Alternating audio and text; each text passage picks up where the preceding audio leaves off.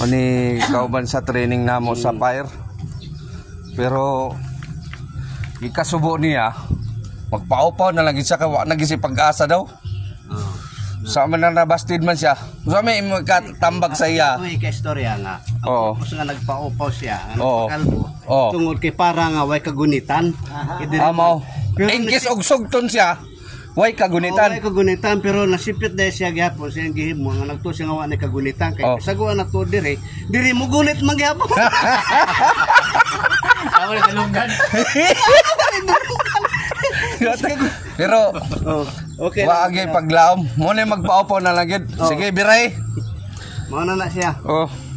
Kauno sa natog daghan unsa may kuan kay Dili kay unsa may request nimo karon? Adi sir kaupawan. Kuan nga nang Mukaon sa kao.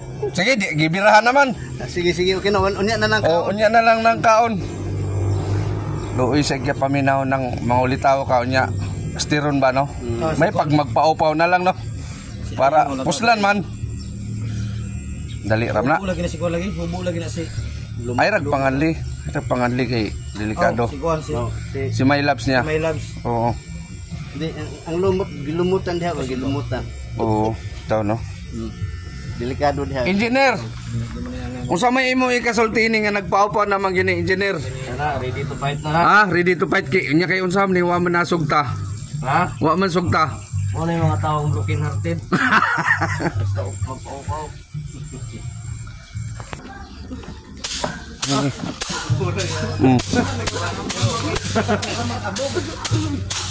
Pagbaboy eh.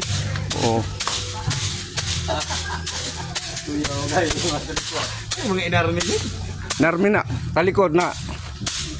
Kauban ni sa training. Kauban sa training ni. Okay na, wala na. Okay na. Pagpaginalag ka ng kuan. Be. Okay na kayo.